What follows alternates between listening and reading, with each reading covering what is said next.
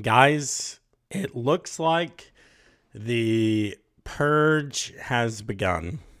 Digital purge, of course. Not, unfortunately, not a real purge, but it looks like we are seeing the first signs of the digital purge, the right-wing purge, the conservative, Christian, faith-based type purge that we knew that we were going to see. It looks like it's happening. Looks like it is starting to rear its head. Tim Pool had some of his most popular content over the years taken down from YouTube. Guys, we're going to talk about that.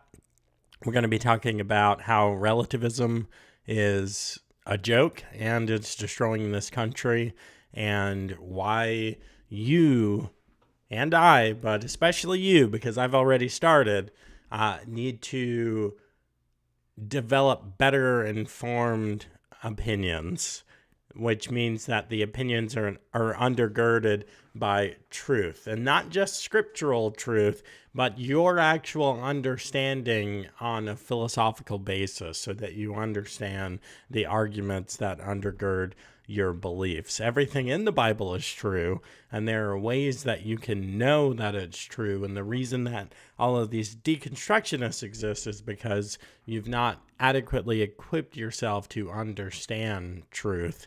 So we'll talk about that.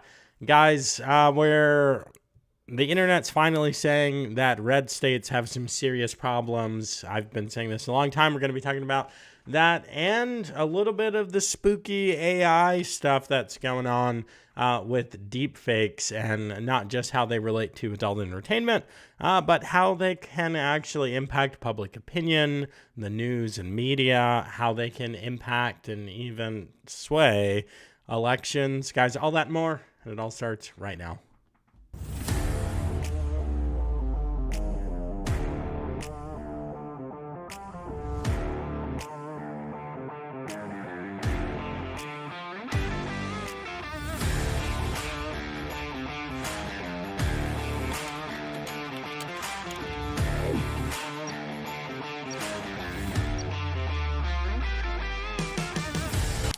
Guys, we are back. Welcome back to the Joe Mobley Show. If this is your first time tuning in, welcome.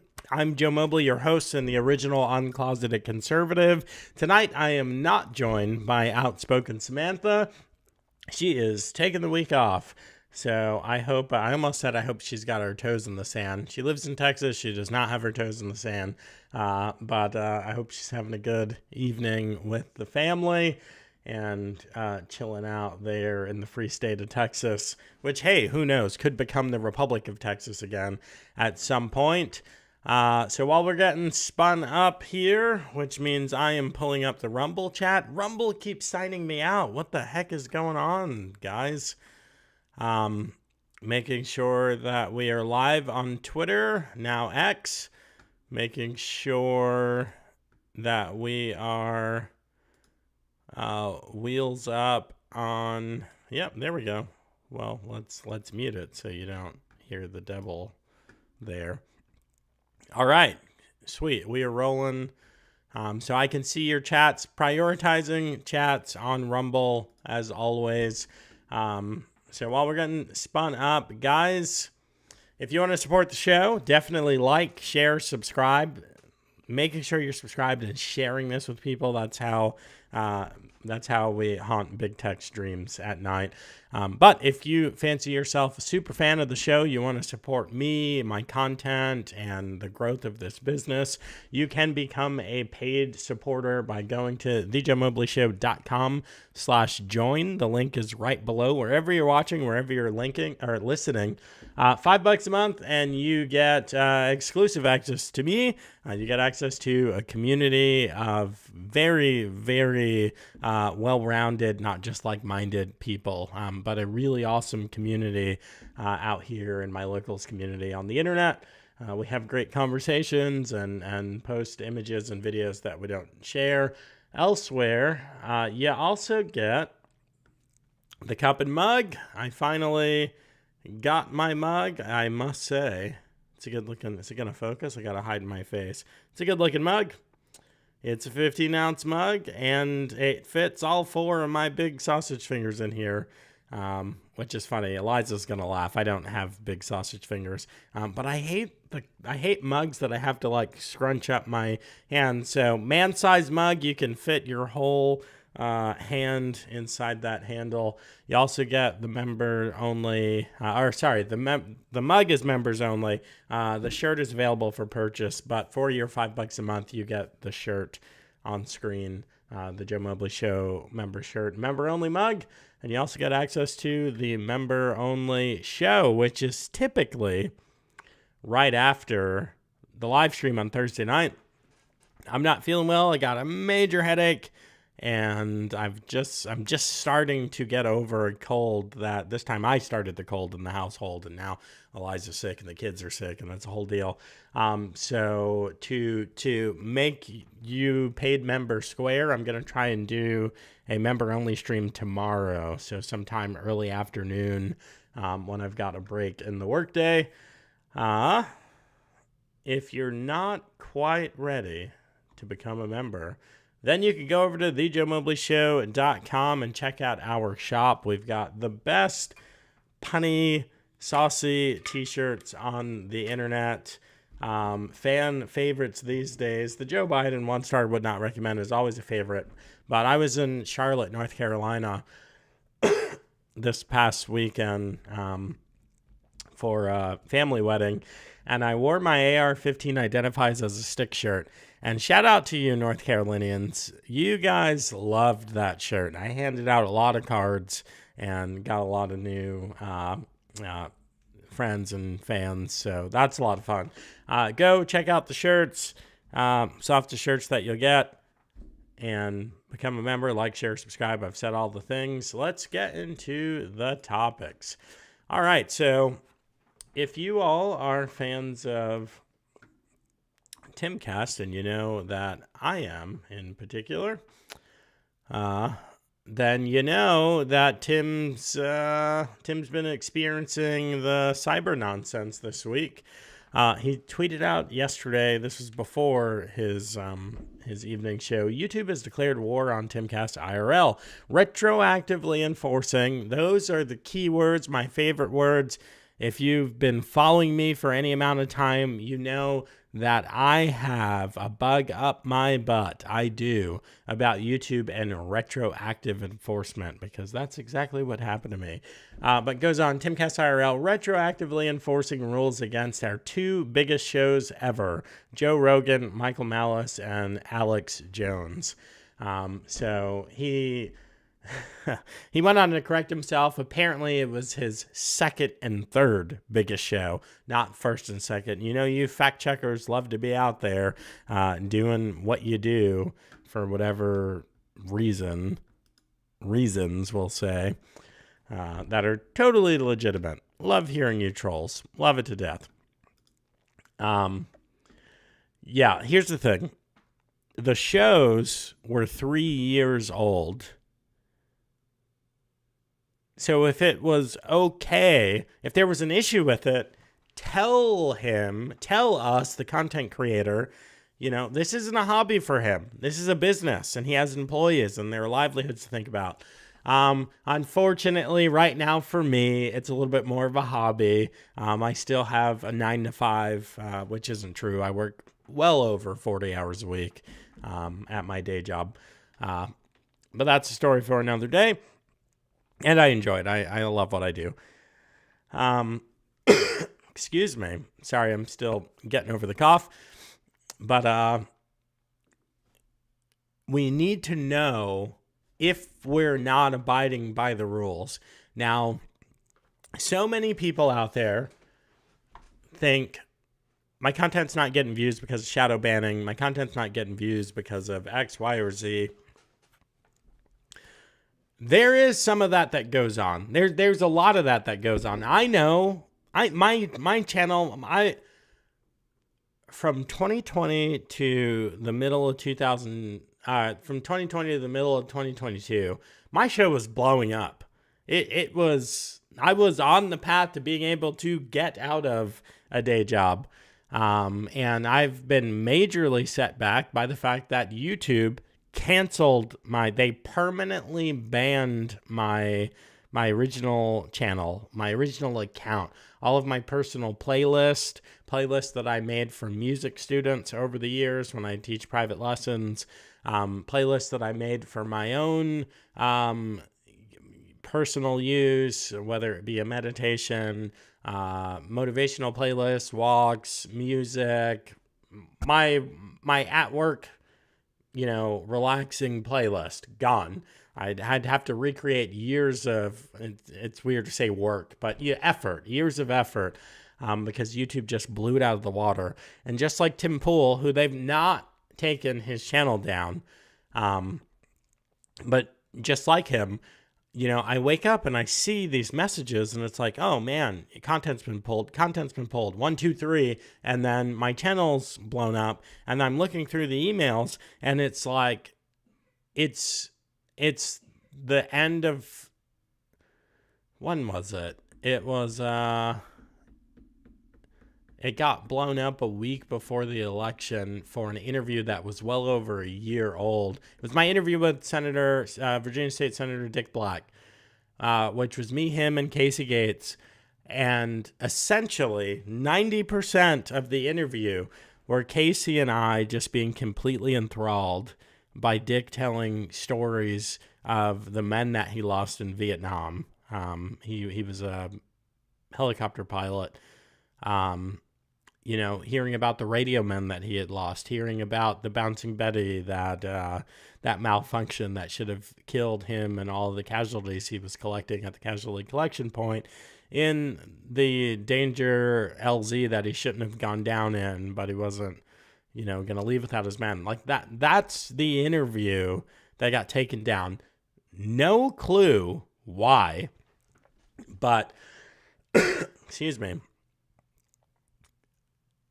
But it's YouTube's prerogative. And everyone says, oh, shadow banning. Shadow banning happens to some of the biggest and most influential content creators out there. People like I don't think this happens to him, but people like your Dave Ramsey, your big commentators, your Tim Pools, your Steve Crowders, your Daily Wire personalities, Blaze personalities. For the rest of us, myself included, guys, I am saying this to myself the most. I listened to a conversation that Ben Shapiro had, and I won't say I was convicted, but the weight of the truth of what he was saying weighed heavy on me. So yeah, maybe I just said the definition of conviction. Goodness gracious. The reason that a lot of our content's not getting viewed is because it's not good enough. Because we've not done a good enough job producing. I know that my content schedule is trash. And the reason that my growth is volatile is because of me, not because of big tech. It's because of me. And I own that. But for people who've made it, who have the processes, who have Tim Pool has years and years of experience in this space. He does a daily news show that makes 7 figures every morning. He reads the news, he analyzes it, he does link analysis, he prepares his thoughts. Not really, he does bullet points. But he's developed the expertise to be able to do it. Steven Crowder, that team, love him or hate him, guys, that team works hard preparing content. Think Media, Sean Cannell's been getting a lot of hate because Think Media is always a faith-focused, a faith-forward company, even though they are doing media, not like news media. They're doing content for content creators, and they have a media company to help you build and grow businesses on YouTube. Even so, they experience issues when they touch on politics, when they touch on touchy topics, when they touch on faith. So those are the people, Warrior Poet Society, John Lovell, Lucas Bodkins with T-Rex Arms. Those are the people who can levy a real meaningful claim that they're being shadow banned. The rest of us need to step up our game. But I did pull this up. I wanted to watch just a little bit of what's going on. And it is beginning. Today, we got a notification from YouTube that our two biggest episodes, featuring Joe Rogan, Michael Malice, Alex Jones, and many others, had been removed for retroactive policy enforcement. I spent some time on the phone with Google, angrily discussing this, and there's a lot to break down in this, but it's an election year. And so 3 years, and for one of the episodes longer than 3 years, 4 years, but between 3 and 4 years after these shows had already aired and they had no policy violations, they come back and make up fake reasons as to why these episodes are being removed from YouTube. So that's the whole thing, the retroactive policy enforcement. Now, the real juicy news about this, and Tim Pool's read the terms of service, or he's had an attorney read it, or probably both. A lot of us, when I first started experiencing strikes, again, more conviction from other content creators. Sean Candle said, you guys don't know what the terms and services are because you've never read it. You've never studied it. You've never made notes about it and how it pertains to your content. Guilty. At that time, I had not done it. I have actually, over the last maybe 4 months, since like November timeframe, I've been systematically working my way through the YouTube and the Google terms of service, which is ridiculous. It's crazy. But I had the email, so looked at the policies that it said that I had violated previously. But here's the deal. I am here on YouTube because I've listened to some of the arguments that other content creators and friends that I have made, that the people are out here on YouTube and they need your message and they need these types of dissident messages, and then maybe they can go into other platforms. And I've had it up to here. Like, I hate it. I know if I go Rumble and Locals only, or Rumble Locals X only, that it's a much slower grower, that I would set myself back some, who even knows, with different breakout moments or virality factors. You have no idea. You just have to show up consistently and keep going. I've been knocked down a peg, so am I starting over in 2023, or is my start from 2020 still hold? Who knows? Is it different for the podcast than for the streaming? Who knows? But I got to tell you guys where I'm at. Tim Pool dangled some news, and to protect people's privacy because negotiations are ongoing, he said he couldn't say, but he hopes to have news that he can share by Monday.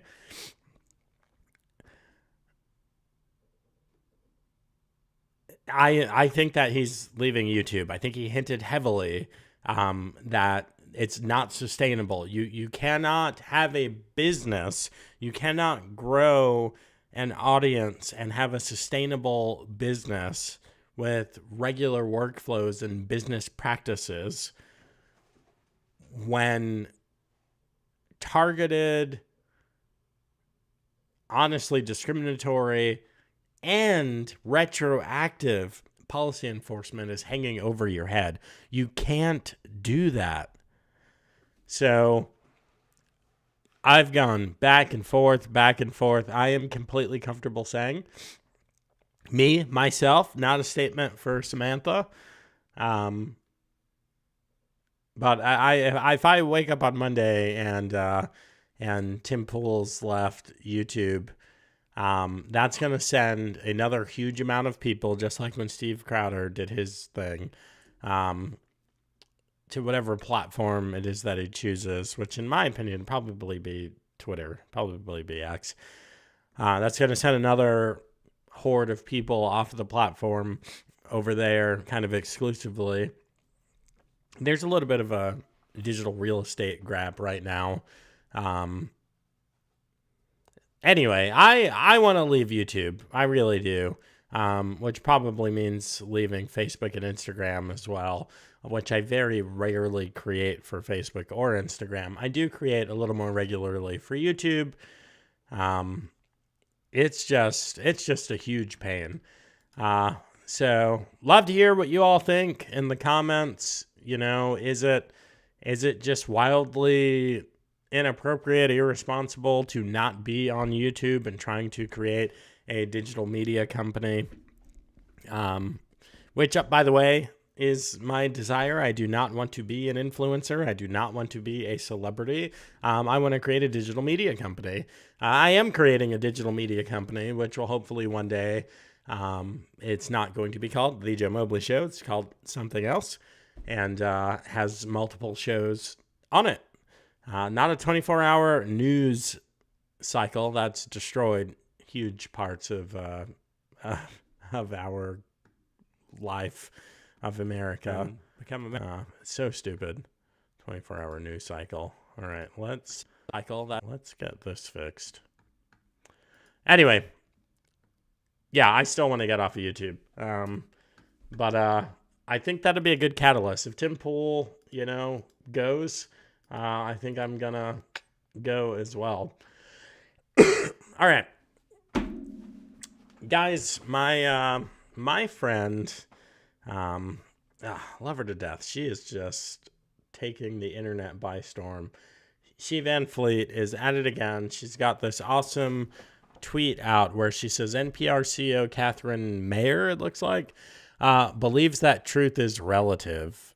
The CCP, Communist Chinese Party, or Chinese Communist Party, agree with her wholeheartedly and tell her that it is Chinese culture to kill tens of millions of political undesirables. Gotta love that. Political undesirables. Anyone watching the show right now feel like you might be a political undesirable? Maybe what Hillary Clinton would call a deplorable? And that the truth is that it is good for the Chinese people. So this is a snippet of her TED Talk. We have such glorious chronicles to the human experience in all forms of culture is because we acknowledge there are many different truths. And so in the spirit of that, I'm certain that the truth exists for you and probably for the person sitting next to you. But this may not be the same truth. This is because the truth of the matter is very often, for many people, what happens when we merge facts about the world with our beliefs about the world. So we all have different truths.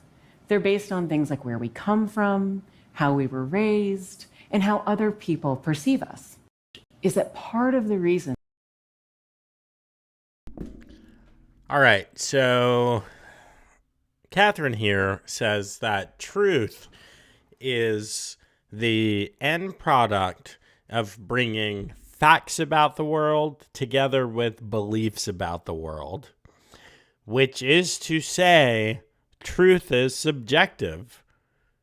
And she is making a broad statement saying that relativism is the truth. It is not. It is not in any way, shape, or form. Truth is real and can be known. And this used to be something that everyone agreed about. Let's look here, just sanity check for me, so I'm not crazy. This is Merriam-Webster. We know they like to change things on us, but they haven't gotten to this yet. Truth, the body of real things, events, and facts, also called actuality, not our thoughts about facts, not our beliefs about facts. Christians, we often say that we have faith and we get castigated for it. And I finally, guys, finished. I'm almost embarrassed how long it took me to read this book. I finally finished Greg Koukl's Tactics, which is a tremendous book. I was actually going to bring it up a little bit later because you guys got to read it. Greg Koukl, Koukl, his book Tactics, which I have an affiliate link to, and I am going to inconspicuously post it in the chat here. for you guys and gals.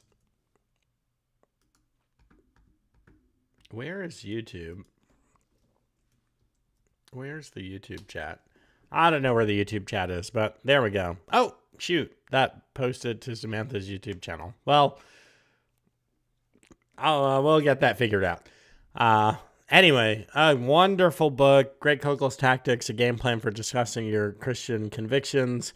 It's very much like On Guard and like my favorite book, Love Your God with All Your Mind by J.P. Moreland. A Splinter in Your Mind is another good one. But it talks about, now let's go back to tactics. It talks about defending the faith. It talks about how you can know things. It talks about structuring arguments. And he says that we do need to do a better job about policing our language, because a lot of stuff sounds super spiritual and is not just off-putting, but it's actually a communication barrier between believers and non-believers. And one of those things is faith. And honestly, when Christians so strongly use the word faith to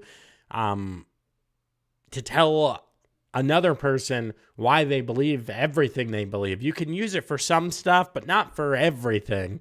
But he's saying a more appropriate word or way to explain it is saying you trust in something, just like the evolutionist, just like the Big Bang theorist, just like, you know, all of these people, even though science has debunked time and time again the age of some of these precious minerals and stones, the ages of fossils, things like that, and carbon dating, like science fiction on crack, people have trust in it. And they wouldn't say faith, but they say, like, I trust it, trust the science.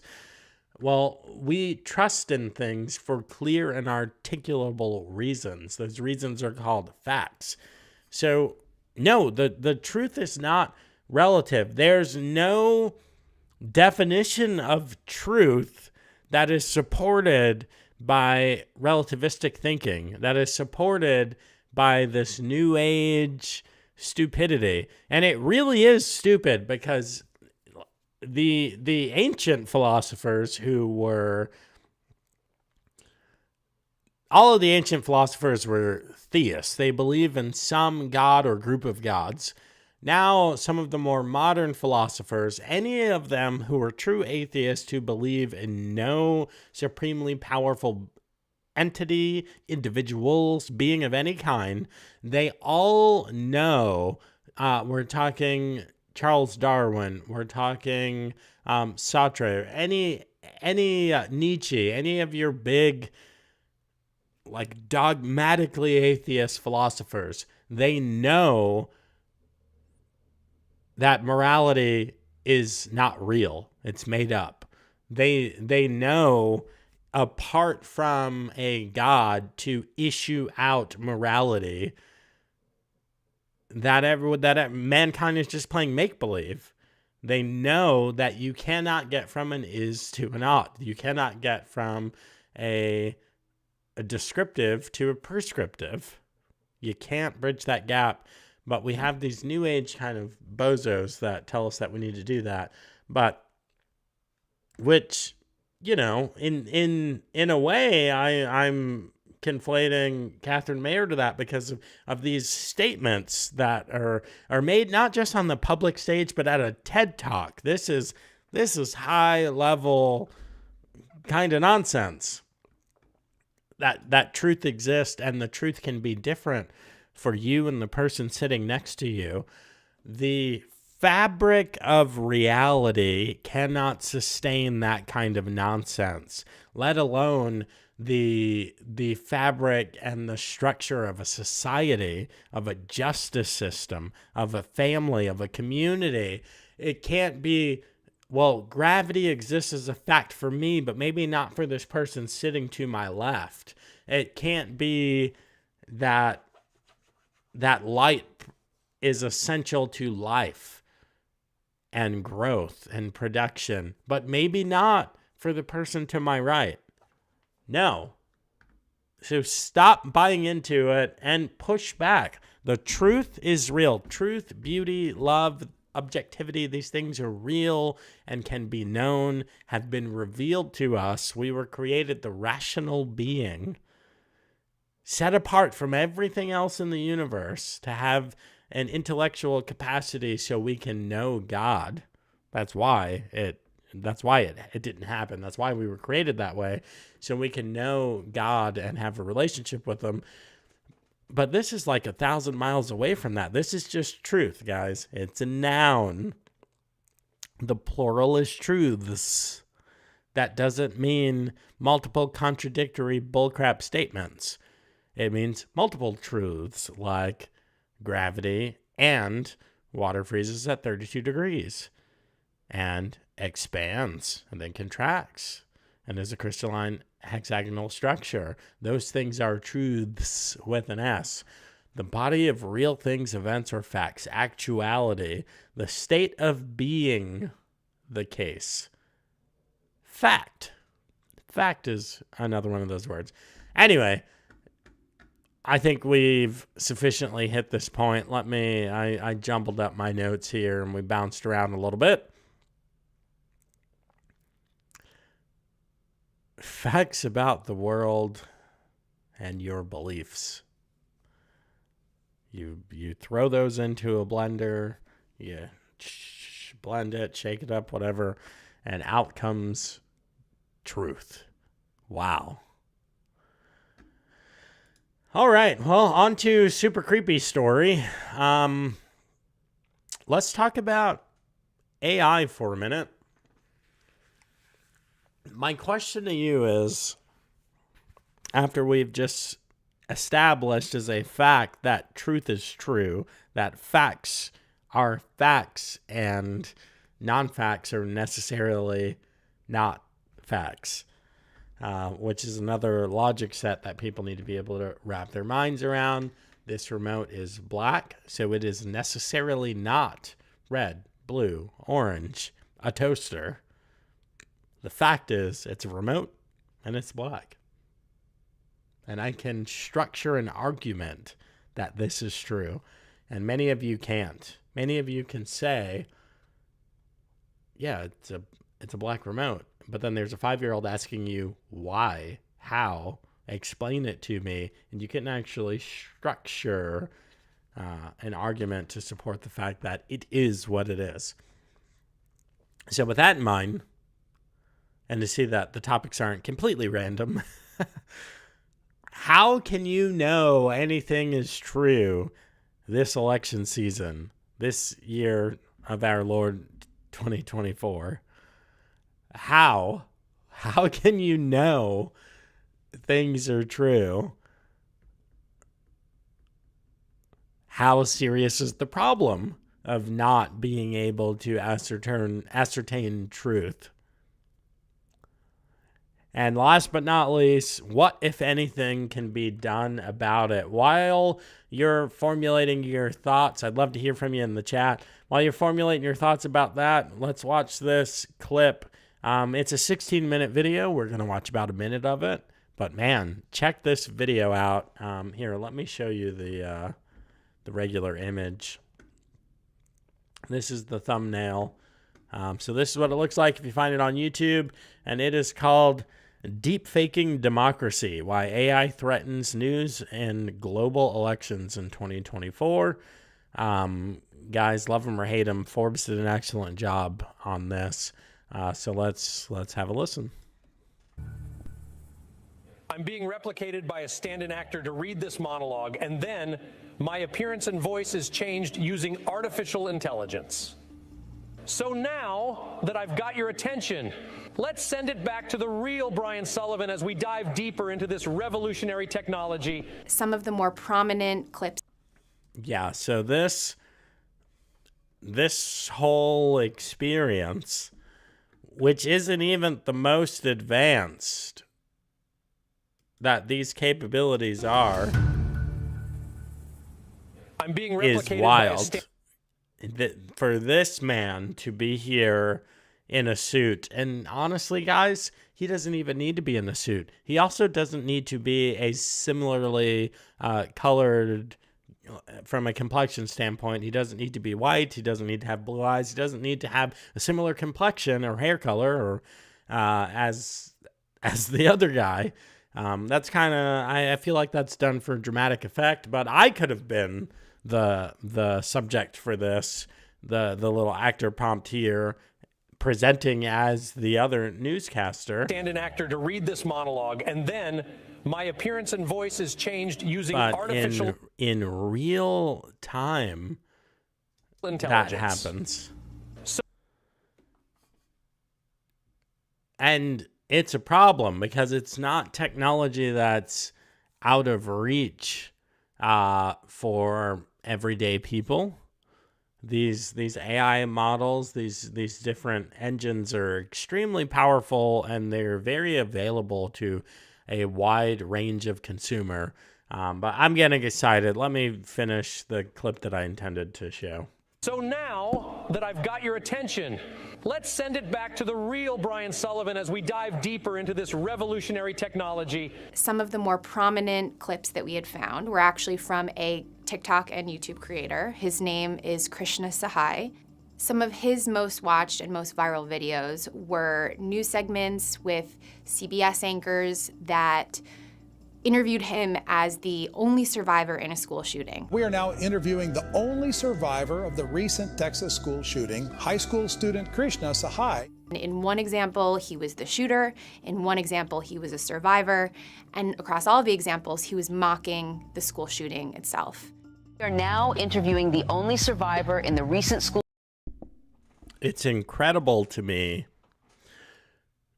that for news this important of such a serious subject matter, that real, serious, reputable news organizations don't do their due diligence to not allow for stuff like this to happen. This wasn't the Kilmeade clip. This wasn't them doing a little AI demonstration. This was them being tricked by a young man content creator who was making fake news, who was making AI content, and the news organizations were being swept up by it. And it's their jobs, not just to report on the news, but to fact check, to validate, to do a link analysis, to deconflict things, to make sure that what they are publishing, because they're not posting, they're not hosting posts like a platform, they are actively publishing and owning these stories. Couldn't be bothered to do it. I don't necessarily think that this got by them because it's AI. It got by them because they're lazy and they want to be first to print. They want to be the first out the door. They don't want to live up to their responsibility to bring you true and accurate information. They only care about timeliness and a virality factor, which is weird. School shooting, TikToker Krishna Sahai. Dude, that must have been absolutely traumatizing. What was going through everyone's head, man? Bullets. Duh. One of the most interesting pieces of this and troubling pieces of this is that in many cases, the deepfake news segments that we found were getting more views and more virality than actual news segments from those same outlets that were posted to their blue check verified social media accounts around the same time. One example that we found was from Face the Nation. This YouTube and TikTok creator had a segment that was actually one of his more innocuous segments. Yeah, so this goes down in a couple of ways. It goes down with creators like this creating completely fake content and using the kind of digital artifacts of a news channel, using the likeness, like the center image here, of their talent, their anchors and newscasters. But it also happens when people fake their way into real news stories and media outlets have them on and they're talking out of their butts. They weren't there. They don't know what happened. Yeah, it's it's a thing. It's a little bit devastating to think about. I don't want to stare at this creepy guy. Let's go back to the side by side of them. Yeah, so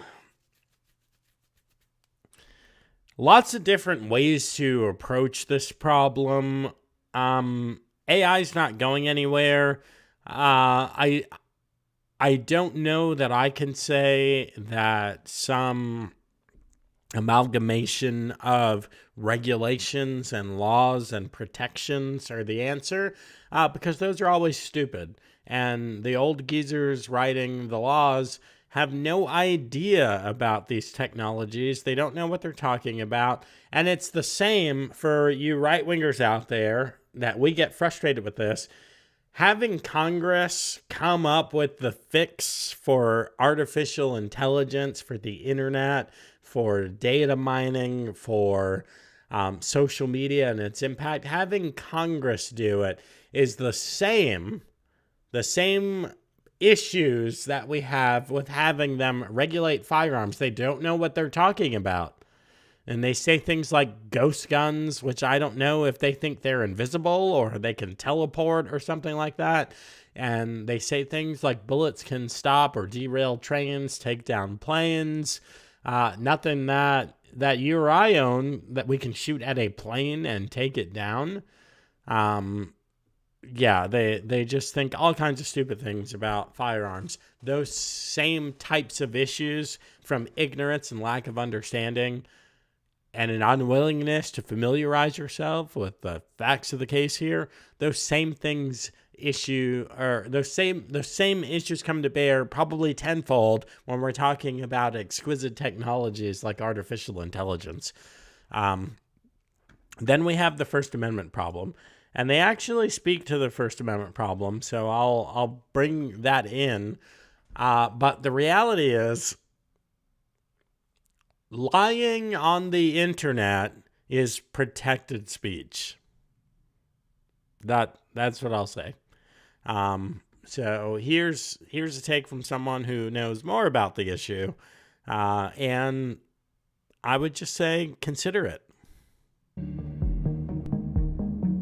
So even deepfake technology is protected by the First Amendment. Lying is protected by the First Amendment. I could make false statements and I am not going to be punished unless that false statement carries some additional harm with it, direct harm, usually harm that is perpetrated against an individual. And frankly, when you're in a situation making political statements, that's the strongest protection the First Amendment gives. So a general statement of a political nature, which I think a lot of deepfakes we're seeing in this coming year will be, are actually protected even when they're lies, unless there is some direct harm that is inflicted. Yeah, so that's the whole kit and caboodle from the First Amendment specialist right there, who's an attorney. That's the whole game.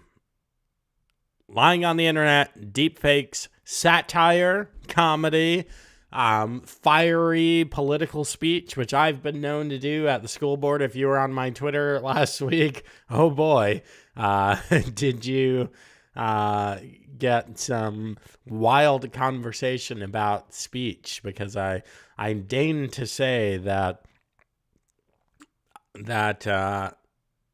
men are better at critical thinking than women, which is an empirical fact. Now, the way that I said it was, hey, as women, there's the Loudoun County Public School Board here. They're all women. But even so, as women, as people who are put in charge of something very serious, it's your duty, it's your responsibility to ensure that you set aside your personal default setting. If you're a person who's just higher in empathy, sympathy, emotional intelligence, any of that stuff, that's great. And that's your default setting. It's because you were designed that way by God. But you do need, because you've chosen to enter into this arena and pursue this endeavor, you need to set that aside and think critically I said you need to try and think critically. Actually, I said I know that you're all women, but you need to try and think critically. And it was like I, punched a baby in the face and kicked a puppy and flipped someone off at the same time. Anyway, all of those things are protected speech. They are. SCOTUS has ruled on it many, many, many times. Unless there are those elements, direct harm to an individual or an organization, thinking a company, defamation, slander, libel, those are the instances where you could get in trouble for speech. Other than that, it is on you as a consumer of information, as a consumer of digital information, and I know that you consume a lot of digital information. You're consuming this digitally. I get it. I got YouTube. I got TikTok. Many of you don't have TikTok, but yeah, I'm on there. Got a lot of clips for the show from TikTok. Yeah, from TikTok. It's on the consumer, the individual citizen, to do the due diligence to discern fact from fiction. Okay, so that we can tie in all of the topics that we've spoken about, except for the Tim Bull thing. It is your responsibility to know that there is a truth out there, that truth is real. And I felt the burden of that because I got something from what I believed was a reputable source, an actual person that I know, and I had retweeted it, posted it, whatever, and spread it out to my audience, kind of at the peak of my audience. Then I had a dip. I'm on my way back up the mountain, guys, but and it was wrong. It was fake news. It was not correct. And that was the first time that I felt, I never considered myself a journalist. I consider myself content creator in this realm. But the things that I say and the things that I post, I've realized that my audience sees it as reputable, and that you've followed and you engage with the show because you believe in what I'm doing, but you also see me as a reputable source. And it sucked. I felt bad, and I did everything that I could to say, hey, this was not right. This is not true. And anyway, had a conversation with the person that sent it to me, who we're still friends. But anyway, if we don't take responsibility for discernment, then our society is doomed. Let's move on to the next story. I'm dragging a little bit here. I don't know if it's Zickold or what. All right. So I wanted to try and do this at some point with Samantha, but we'll have to. I never get to it. Just hot takes, hot topics, whatever. Kind of going through them quickly. But yeah, I'm gonna do it on my own. Casey Gates on Rumble. Look into copywriting one's image. That is a good idea. I've listened to Tim Pool talks about that often on his show with guests, and might need to look into that. Casey Gates says the problem is people believe everything they see without question and are too lazy to change. That is 1,000% the problem right there. So nailed it. All right. Let's jump into some quick kind of cultural topics. Before we do that, I am going to remind you to like this wherever you're watching. Make sure that you hit that like button or Rumble button if you're watching on Rumble.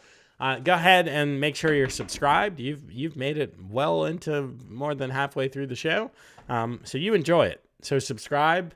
If you're watching on X, I have no idea what it looks like subscribing over there. I guess follow my account. I don't know. Yeah, the X experience is just weird. Like, I can't see y'all's comments. I just don't know.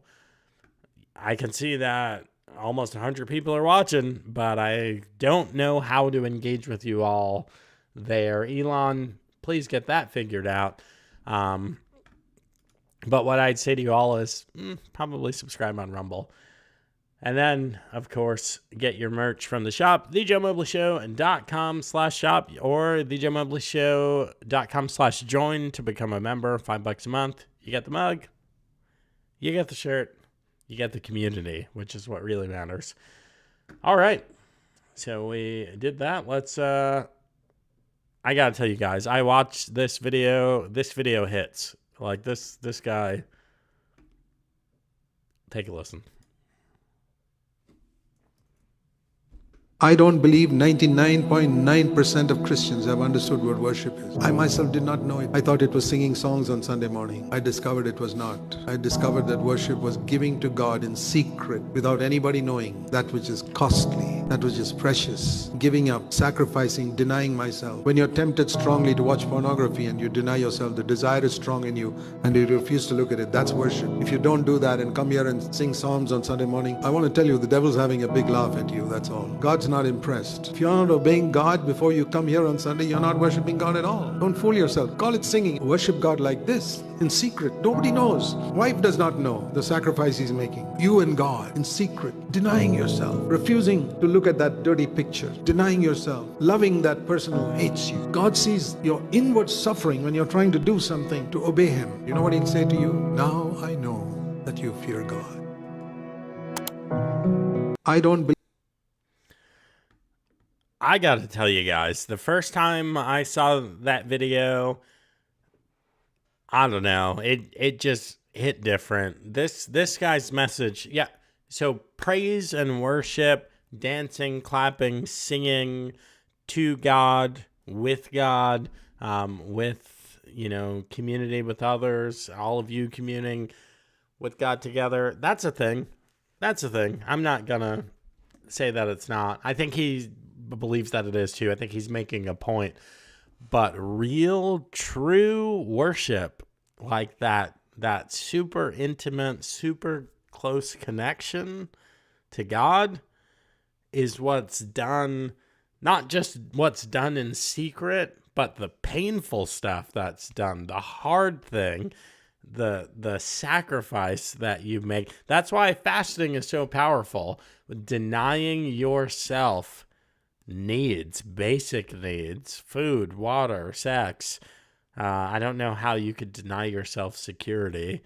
But Pavlov's hierarchy of needs, denying yourself those gratifications, those pleasures, and instead giving that time, giving that energy, giving those thoughts to God, hits. Like, that is, woo! Where his worship is inward suffering and sacrifice to God, which is interesting. It's not a popular take. It's certainly a hot take. But I gotta say, on the factor crap meter, I give this a fact. I give this one a fact. Singing, clapping, dancing, that kind of praise and worship, is that worship? Yes. But if that is all that you do, if you've not experienced what this guy is talking about, then you've missed it. Like, yeah. Like, I like elevation songs as much as the next guy, but that ain't it. It's denying yourself in an act of obedience and offering that up and not going to brag about it to your friends, to your kids, to your spouse. But this is what you do in secret and sacrifice and love to God. Woo! Man, I almost feel bad about this next thing. This next thing is so far of a step down from how hard-hitting this was. But, that's a good video. All right. Tommy Lauren tweeted what I describe as a fire tweet. Very true. I'm going to give this fact right off the top. Fact. Trump supporters chant USA.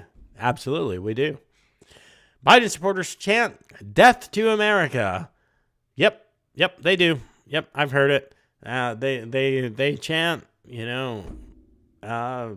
they chant a bunch of nonsense that doesn't make any sense. Anyway, which ones are the threat to democracy? The people chanting USA, championing America. They want to make America great. protect our borders, make life better for the citizen, or the people that chant death to America? Which one's the threat to democracy is the question. So obviously the threat to democracy are progressives. They don't believe in democracy. They believe in some kind of weird power, which we talked about with the Nick Freitas clips, is illusory power. It's not real. It's an illusion. And it only lasts until you guys get off your butts and say, we've had enough. I've done it. I've put myself out there at great detriment, great risk to myself, my family, on every front, from church relationships to where we live, to where and what I do for work, and all of those things. And I show up and I live like a Daniel chapter 3, a Daniel chapter 5 life. Like I'm in it. So you guys need to be in it too. Can't do it by myself. All right. This one's got a little language in it. But I put this in my notes that feminists sit on a throne of lies.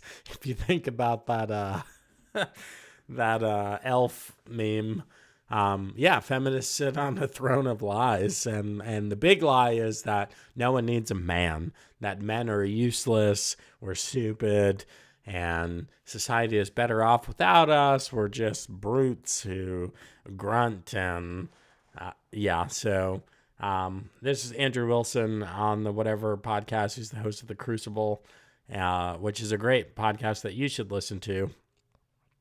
Whatever podcast is popular, but I don't think it's as good as I think actually Andrew's podcast is better.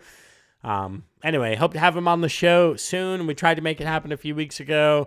Fell through, but Andrew, I'll be reaching out, man.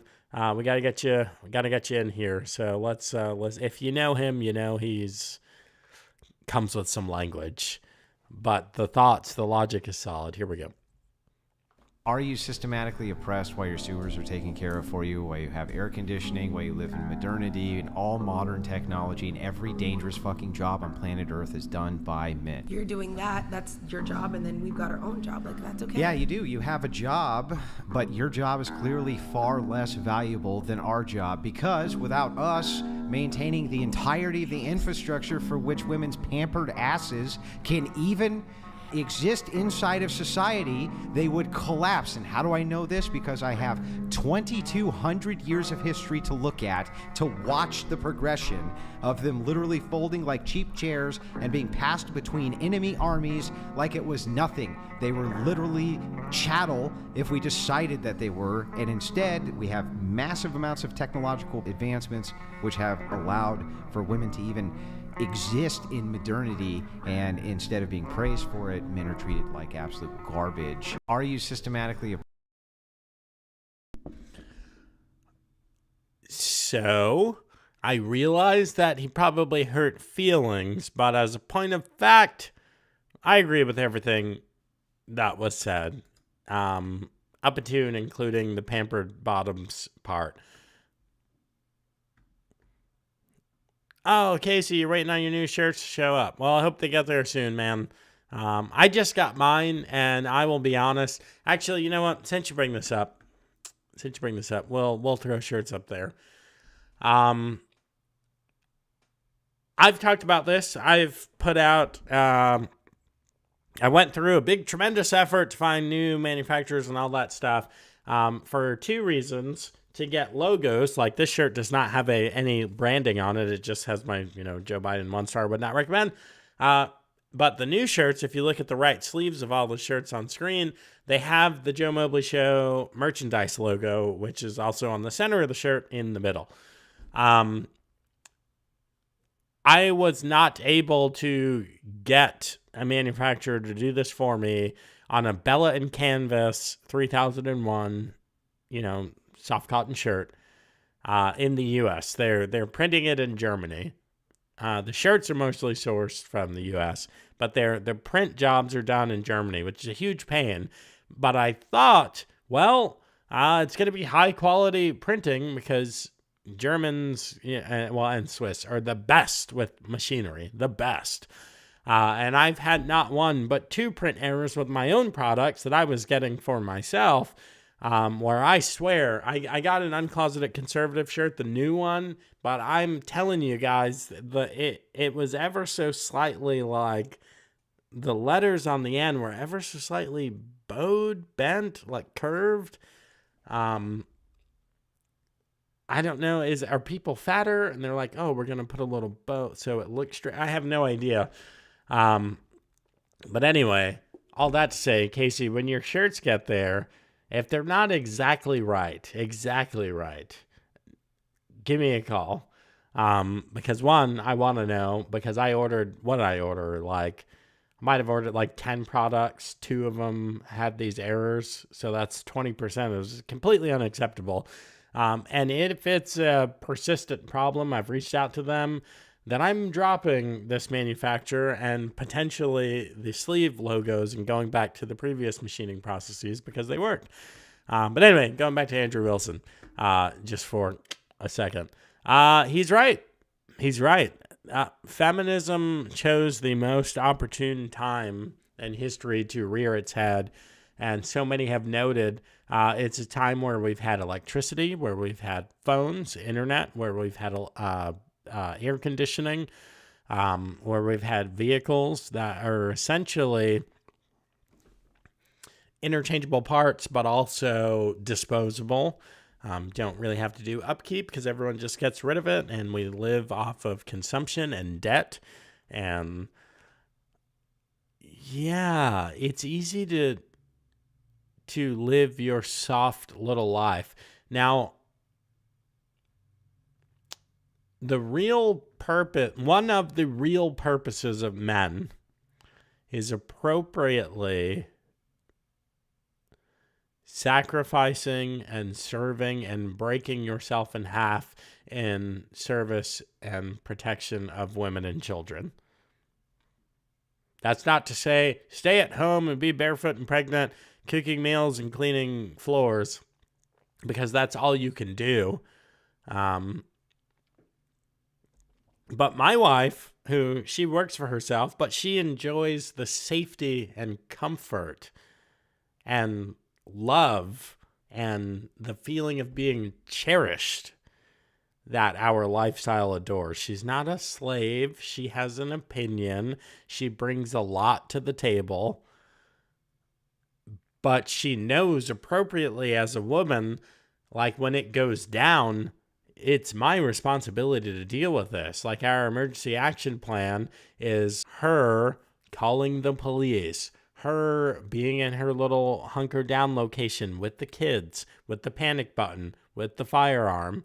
I'm going to take care of the issue at hand. We don't send women out to do that. Not just because women are generally, as a statement of fact, smaller, slower, weaker, have less of a combat ability.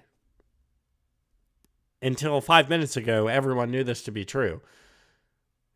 Which is why, you look at the Philistines.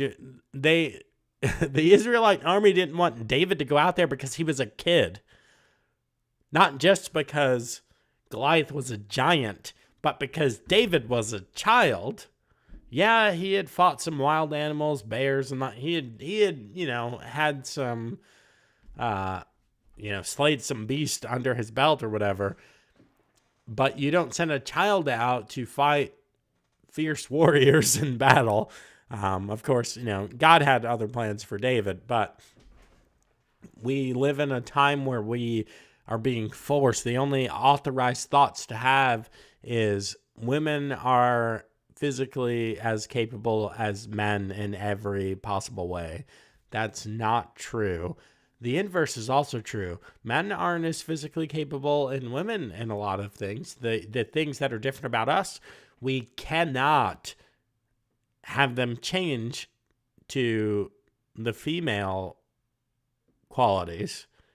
I cannot change my bone density, my ligament strength, my fast twitch muscle fiber makeup. I can't change that to be that of a female because I'm a man.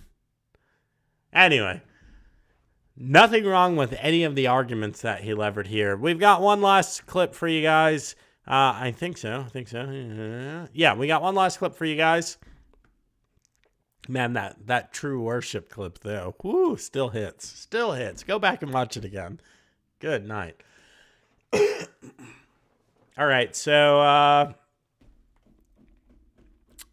just forgot this guy's name, but he's all over. His videos are so good. So good. He's not an evangelist. He's an apologeticist. I think I'm saying that word right.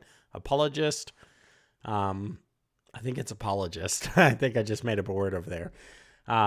Anyway, whoo, this is a good clip too. Not as good as the worship one. That true, man, done in secret. All right, let's take a listen to this and then we'll wrap. Nuremberg trials, 1945 to 1949. Brilliant Nazi lawyers. They stand up at the Nuremberg trials and they say, time out.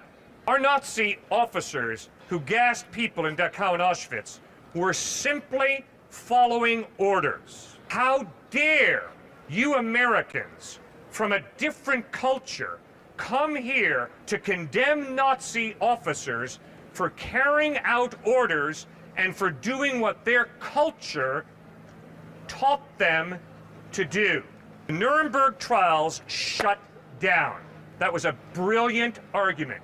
Until the American counsel, Robert Jackson, stood up and said, there is a law above the law of culture. And that law decrees that gassing people is absolutely, objectively wrong. The Nuremberg trials kicked back into gear, and those 24 Nazi officers were Nuremberg trials, 1940. That is a powerful argument that needs to be brought to bear when we're talking about relativism, when we're talking about things that we're trying to combat doublethink, because we're fighting against things that everyone knows to be true, but we're being forced to play make-believe. So,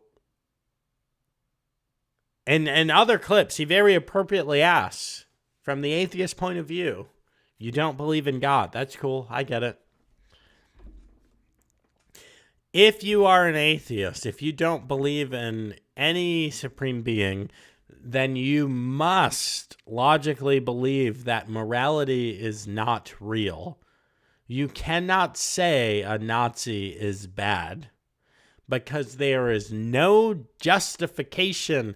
There's no foundation of facts to place that on top of. There's no there without a supreme being to say, this is good, this is bad, this is red, this is blue, these things are what they are. Without that entity, everything's subjective. And it's not that everyone's truth is true, it's that there is no truth. There's only the randomness. The evolutionists were right. Big bang, boom. Out of chaos came the most exquisite order ever conceived of, beyond what is even conceived of, all by cosmic accident, and nothing has any value. If the universe is in charge, nothing has any value. And the Nazis would have had to have gone free at the Nuremberg trials because, well, we have a structure of militaries, their commanding officers. They were following orders, which seemed to be, by these Nazi lawyers, it seemed to be a brilliant defense. And they were winning, and they shut down the trials, and then they reopened them. And when they came back, the Americans said, there is a law that is more supreme than the issues that we are talking about here. There is a sense of right and wrong that lives within you that says that it is bad to gas women and children. That is a fact. And you atheists out there, you relativists out there, you're trying to live a doublethink life where there is no God, but there is right and wrong. There is no authority, no creator, no intelligent designer, but there is intrinsic value, and there is good and bad, right and wrong, evil and just. No, you can't borrow from our worldview whenever it suits your fancy and say, we want there to be rules, supreme rules. But there are supreme rules. And just so you guys know, there are some answers for why everyone is aware on it. God tells you himself. In Ecclesiastes 3:11, it says, he has made everything beautiful in its time. He is also, I wish this was the big part, he has also set eternity in the human heart. Yet no one can fathom what God has done from the beginning to end. God has written eternity on your heart. You have a sense of him, of love, of justice, of right and wrong. It's written on your heart. That's what that is. That's why almost all cultures that have ever existed have known that it's bad to kill women and children. And when they were, even the ones that were sacrificing to Baal and killing children, they weren't killing their children. They were capturing other people and killing those kids, those infants. And the question is why? Because it's unfathomable to genocide your future, to genocide your own children. It's unthinkable. The very fact that it's unthinkable, these are some of the evidences for the Almighty One. It's not by cosmic coincidence. These atheists, they expect us to buy so many cosmic just accidents. Whoopsie daisy, and the earth is exactly perfect. If anything about the math of this rock were different, the freezing temperature of water, its crystalline structure, the ozone, the angle of axis, if any one of these things, the size, weight, mass, distance of sun, moon, earth, other planets, if any of those things are different, life is unsustainable here on earth. But everyone expects us to believe, oh, huge, cosmic accident. Yet every man, woman, and child has this sense of right and wrong because eternity has been set in their heart. I say written in their heart. I like that translation better. But yeah, eternity has been set in the heart of man, set in your heart. I don't care what you believe. And going back to Greg Koukl, to the book Tactics, I enjoy having fiery conversations at work, at church, out in the social setting, not because they're inflammatory, but because they bring up serious issues that point to the problem of evil, which inevitably points to God, his son Jesus, and the cross. That's why I do it. That's a huge reason why I do this. And a lot of you don't like it. And just like Andrew Wilson, I say tough crap because it impacts people's lives. People that I know from an online community, people that I know in real life. One of my neighbors, couple houses that way, from my crazy stubbornness to stand on my convictions. Some people would call it moral courage, and thank you, that's very kind. But because of my resolve, my unwavering resolve to stand on what I know is true, and I don't care what authority is telling me I can't say that here. Bull crap. I can say whatever I believe to be true wherever I am at all times.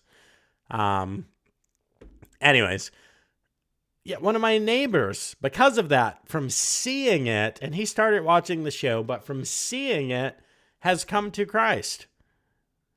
And you internet haters, all you have, and honestly, I'm not even talking to the lefties and progressives. I don't know why you guys watch the show, but it's a lot of my Christian followers. And hey, love you as a brother, love you as a sister. But a lot of you are super squish and super lazy and useless on the mission field. This is a spiritual battle, and we have been made ambassadors for the living God, and you're chickens, you're cowards, you're driving me crazy. And I'm out here on the battlefield, and you're saying, be nice. Don't say that. No, I won't be nice. I wasn't created to be nice. I was created to be a thorn in people's side, and that particular pain that I caused in their mind, that particular pebble that I put in their shoe that they can't seem to get rid of, is the cross.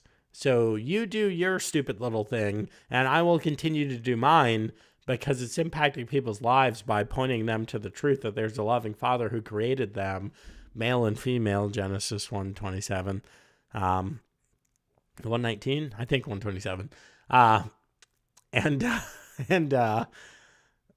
yeah, that he's crazy about him, and seeing that there was no way for us pitiful humans to reconcile ourselves to himself, sent his son Jesus to die, and Romans 10:9 us. So if you confess with your mouth that Christ is Lord and believe that God raised him from the dead, then you will be saved. That's what I'm about. I don't have any tattoos, but if I did, the first one would probably say I'm about my Father's business. I don't have time for your bullcrap. I don't have time for your feelings and your cowardice. But anyway, going back to Ray Kokel, he ties this in that eternity is written, is set in the hearts of men.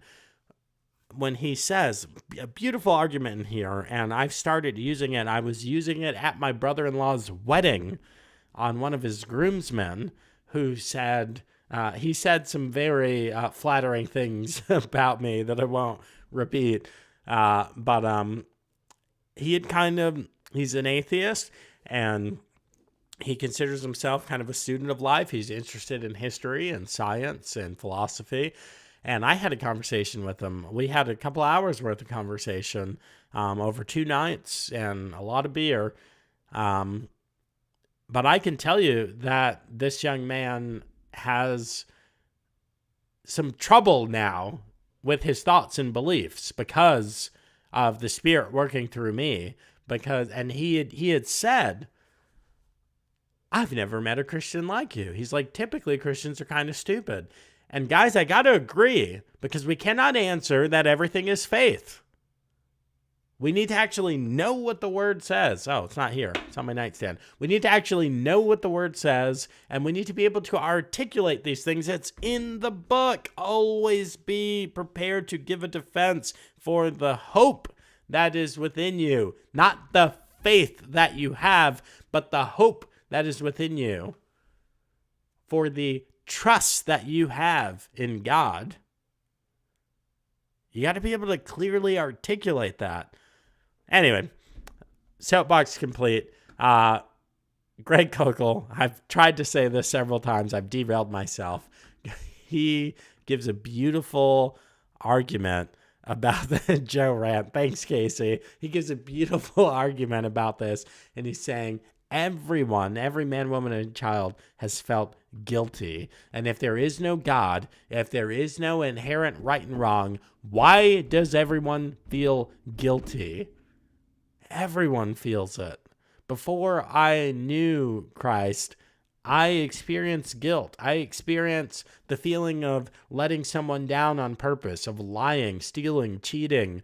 I haven't murdered anyone. But you know the thing, to pull a Joe Biden.